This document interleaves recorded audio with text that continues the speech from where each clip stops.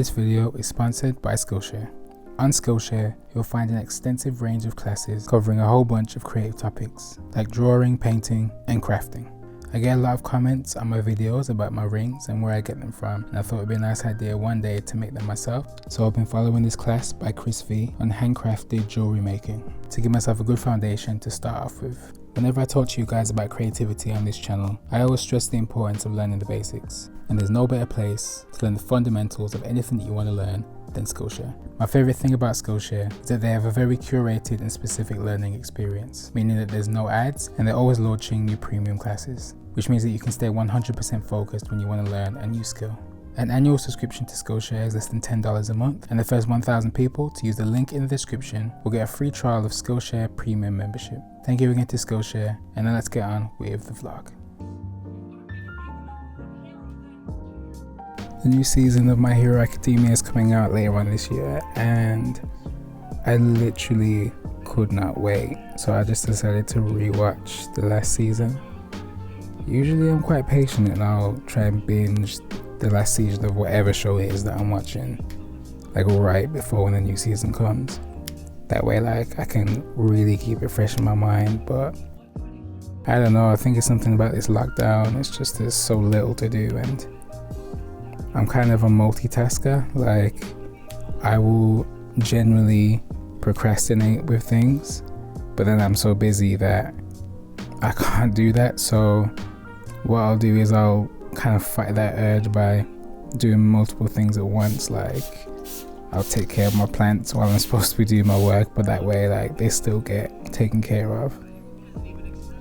If you kind of have that procrastinating mind like me, the best thing you can do is like procrastinate with things that still need to be done. Like, am I the only one that like probably cleans when they're supposed to be like doing something completely different, but then when they're actually into something else and it's time to clean, they don't want to do that? You kind of got to use them impulses, I guess, to your advantage when you can. So I like to watch a bit of anime while I'm doing what I'm doing. I've been looking into a bunch of different ways that I can make rugs because I'm just really enjoying this medium right now. I started off this design using a punch needle, but then eventually I actually moved on to a new tool, which you'll see in a second.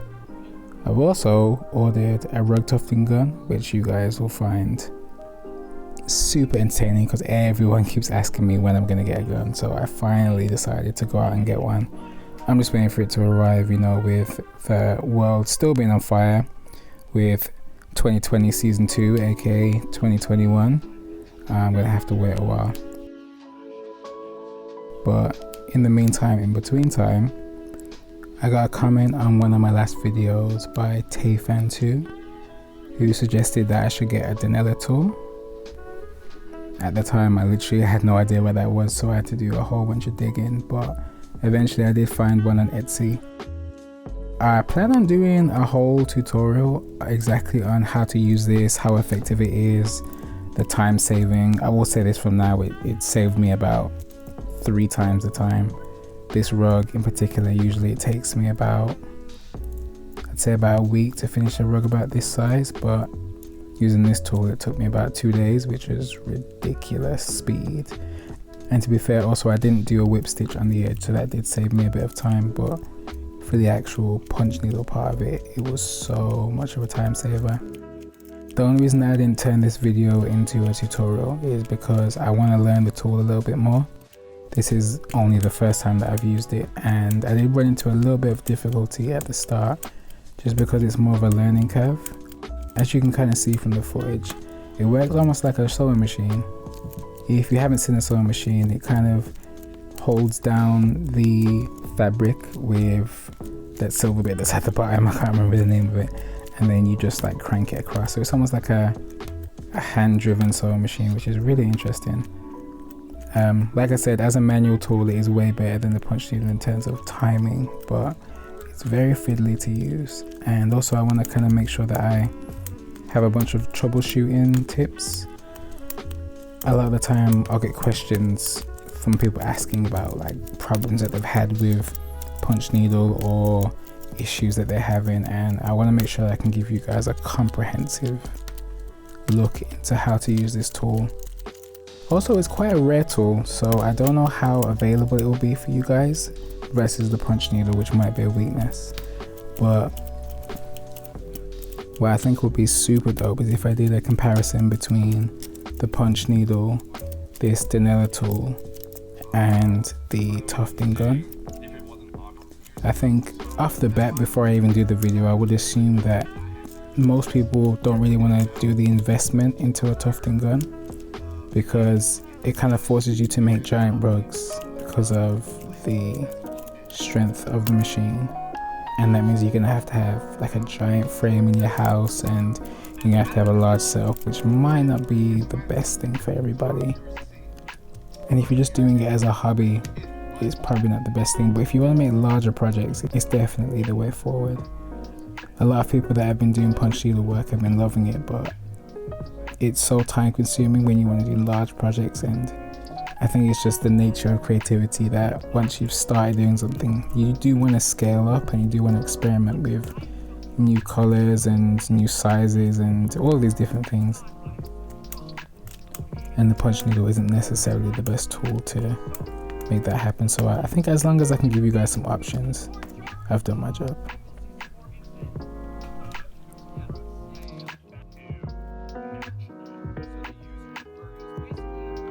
This rug design in particular is one that I've done before. It's the Kitsune, but in terms of colors, it's actually quite tricky. I based this off of some Go furs that I have.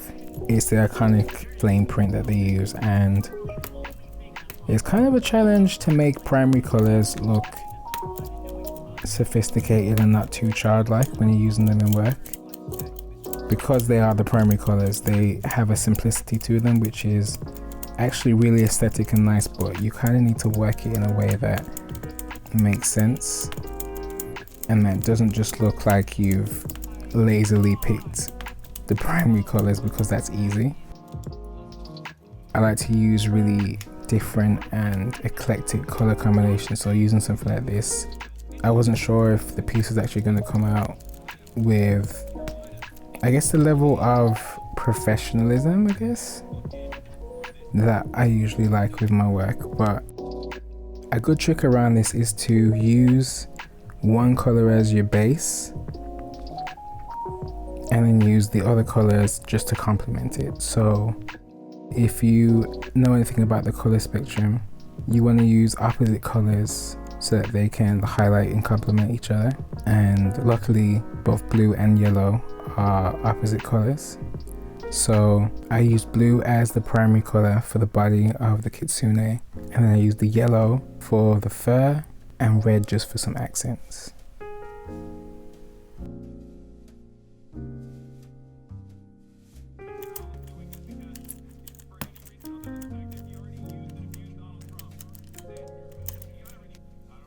I've been playing my Switch a lot lately as well, like just to kind of wind down in between projects. And I've been playing this game, Tales of Vesperia, for about a day and a half now. It's actually pretty good. I finished Pokemon, and Pokemon is always my go-to, but because I finished it, I couldn't exactly keep playing it, so I kind of wanted to try something else, and this has kind of been helping me wind down a little bit, which is much needed in these stressful times, honestly.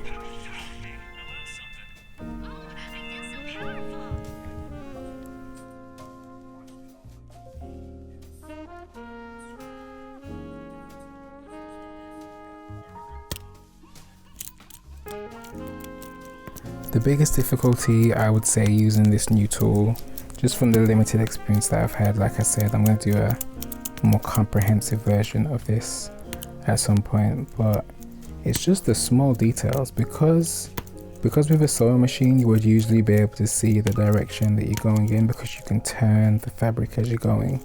The problem with the Denella tool is that at times you're going to have to turn it in a way that's kind of awkward, and the open section at the bottom where you can actually see where the stitches are falling in, you won't be able to, which is kind of frustrating, and it kind of makes you do some odd neck bangs just to try and make sure that you know where the stitch is happening. These times I felt like I was dirty whining trying to make it happen, but you know, we still got there.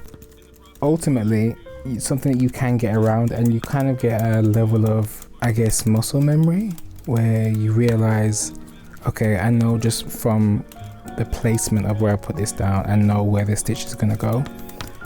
But that's only something that comes from using it for a while. And like I said, because I've only been using it for about 2 days, I don't think I've got it down to the point where I could explain it to you guys and make that useful information.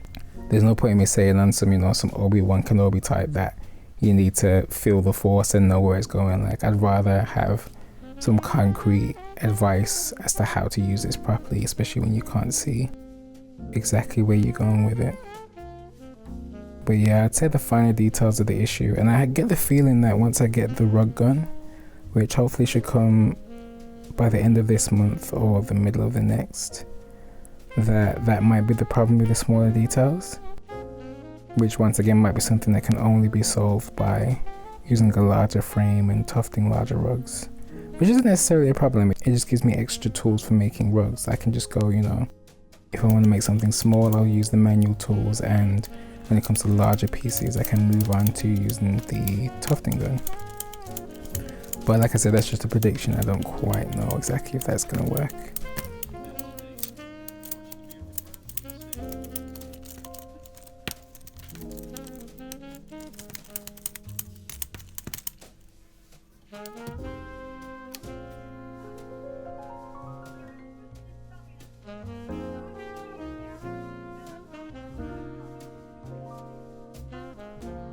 Also, I've been using PVA glue for these rugs, which is fine because it actually does seal it properly. But I'm looking to invest in a proper rug glue, and I actually found some at Wilko, which I'm going to try. Wilko is just a local store here in the UK. But I'll let you know how that works out, if there's any change. But for this one, I actually tried to add a backing this time.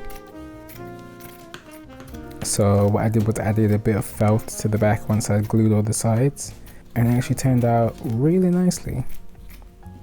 I think I might try backing the rugs this way more often.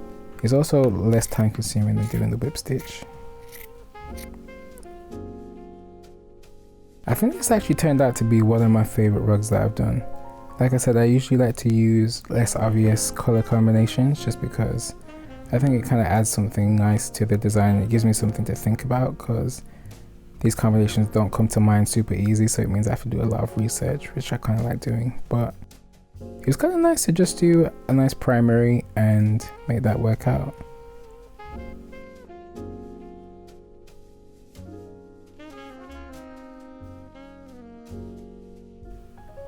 But anyway, thank you for listening to me ramble on, and I hope you enjoyed this vlog. And most importantly, enjoy the rest of your day.